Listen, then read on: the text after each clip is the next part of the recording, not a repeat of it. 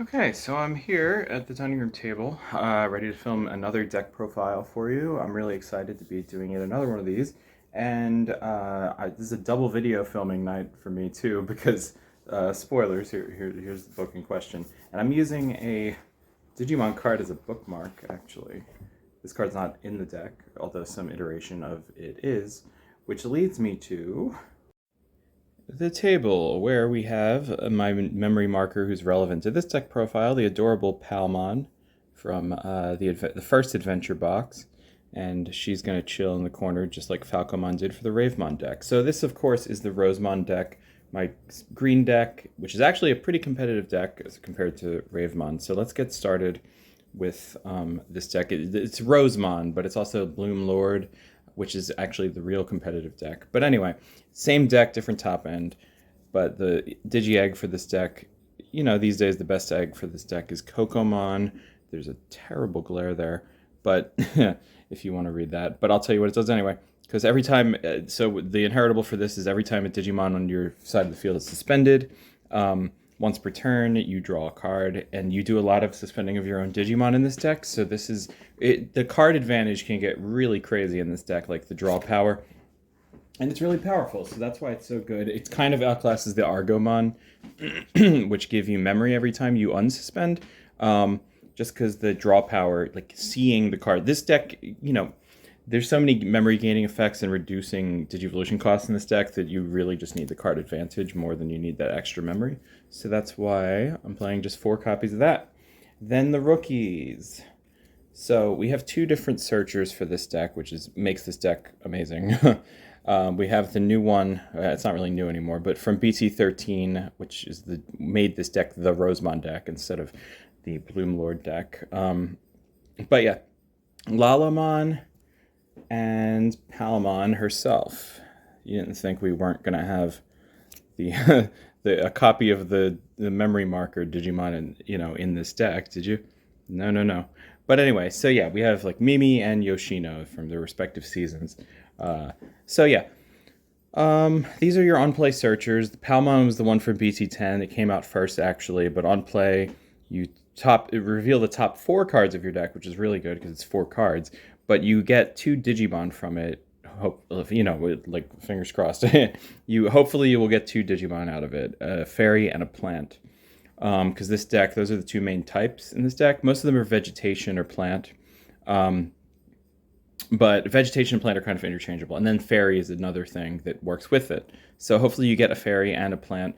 With the Rosemon editions, with the BT13 editions, there's more fairies. So before it was just Bloom Lord who was the only fairy in most versions of this type of deck. But now the Palmon's even more useful, so that's great. And then Lalamon reveals the top 3 cards and gives you a vegetation, plant, or fairy. So 1 out of all of those types of Digimon. And 1 Yoshino Fujita, who is your tamer, who really, really is the crux of the deck, you might say. Even though I only run 4 of Yoshino, because it's the memory tamer of Yoshino from this set. But, spoilers, by the way. But yeah, but this Lalamon also, and then of course you bottom deck the rest. So hopefully you don't whiff on these effects. And this deck's pretty good at most of it is so cohesive and there's a lot of synergy that you'll at least get one of the cards you're searching for, if not both. So yeah. But the Lalamon also has an inheritable that if this Digimon would Digivolve, if you have a green tamer, you reduce the cost by 1, which is kind of the whole BT13 line, which makes this deck amazing because it reduced so much of the Digivolution cost. It's not technically gaining a memory either, so it's like memory blockers like Gazimon or whatever can't block you from doing that. Or, one of the memory blockers I run in this deck that I'll be talking about in a little bit. But then anyway, the rest of the level 3s. So we have 2 different kinds of Palmumon now. One of them is players can't play Digimon by effects. Let me get these. Players can't play Digimon by effects. This is the BT9 one. This is something you want to use strategically because a lot of decks that you'll be facing do play Digimon by effects, but you don't want to block yourself out of playing Digimon by effects, which this deck does a lot of in certain circumstances. So you want to Digivolve, the Sunflowmon for instance, which is the main effects playing Digimon in this deck, on top of this or something. So you get this effect when you need it, and then you can just Digivolve on top of it to make it go away, so you can actually play Digimon by effects. So it's a nice floodgate. This Palmumon, when you suspend this Digimon, that's what suspending looks like, turning it on side, if you didn't know. Then you suspend another one of your opponent's Digimon. So yeah, it's just suspending is what green is all about. This Palmumon, I don't know if people really run this as much anymore, but I still find it very useful, because this deck does suspend a lot of your own Digimon, and you still want to suspend your opponent's Digimon as much as possible. So I think this is pretty good 2-in-2 mix for the Palmus. And yeah. Then one more rookie, because I do play a 13th rookie in this deck, and it is the Terriermon that I alluded to. It's not a plant or vegetation, so it doesn't have that coherency with the deck, but it does make your opponent not be able to gain memory without tamer effects, which is really good. But it's not super necessary all the time, but it does come in, useful sometimes. And plus Kokomon's on there, and that's the egg for the deck, so, staying on theme, I guess. Also, this Terriermon's hollow, because Reboot Booster, Resurgence Booster, you gotta love it for giving us that. So level 4s, again, 2 different types of the same Digimon. There's kind of a running theme here. We've got the original Sunflowmon, well, not the original Sunflowmon, but the original useful Sunflowmon. I guess the Digiburst one from BT3 or whatever was used at one point when Digiburst was a thing, but there's no Digibursting in this deck anymore.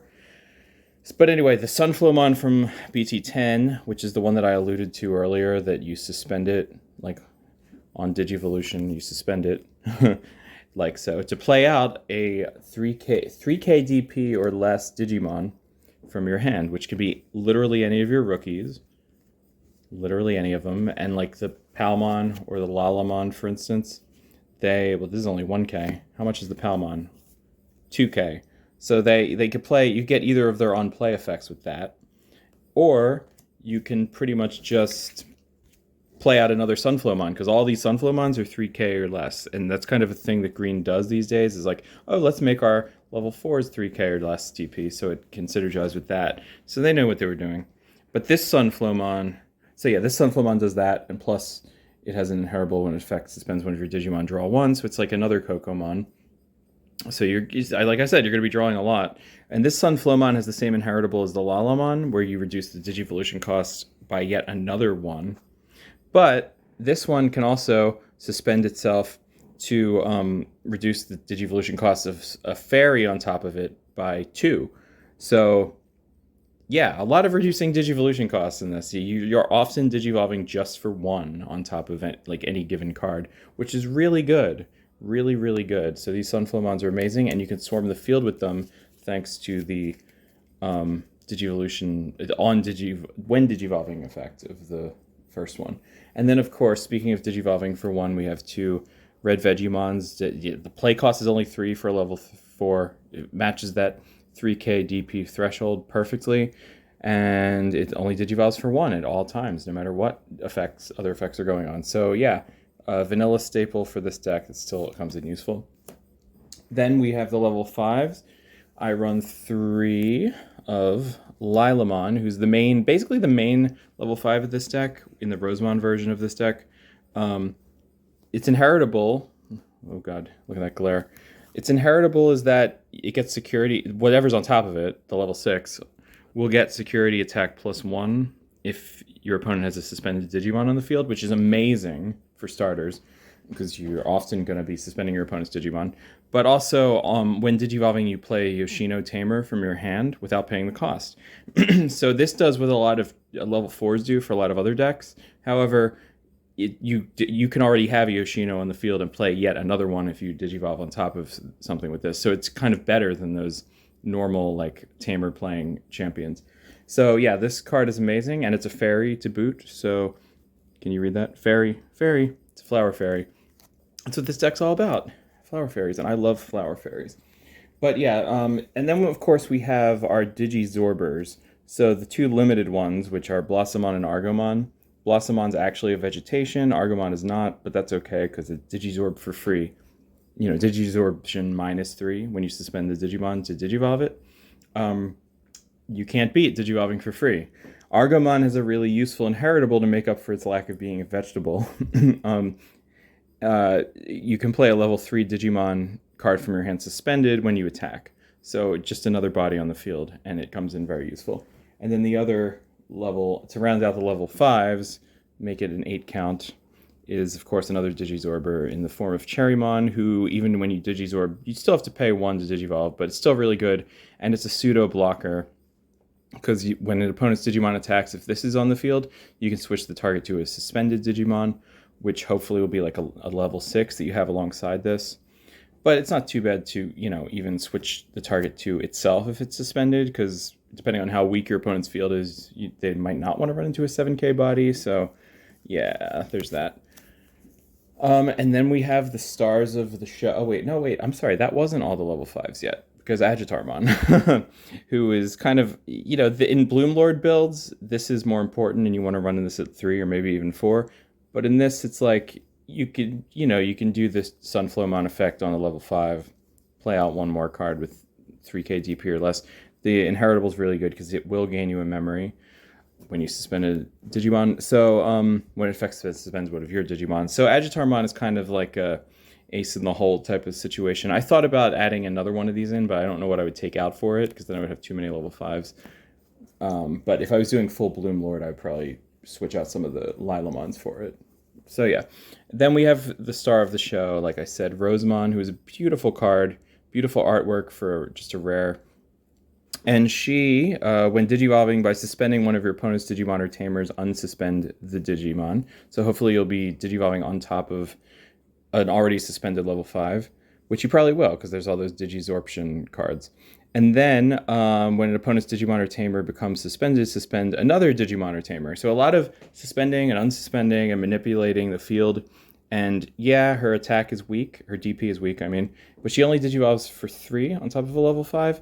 And you're probably not going to be attacking with her. She's more of a strategic play for building up to other things that will be happening with this deck. But speaking of which, Bloomlord is still pretty much the best boss level 6 monster. And I only run 2 of it. This is a Rosemon deck, not really a Bloomlord deck. But the 2 Bloomlords are still very useful. And it does its thing, when Digivolving, suspend one of your Digimon, then gain a memory for every suspended Digimon with Vegetation, Plant, or Fairy. If it's more than 2 that you gain memory from, you unsuspend it. And then it gets all the goodies like Piercing.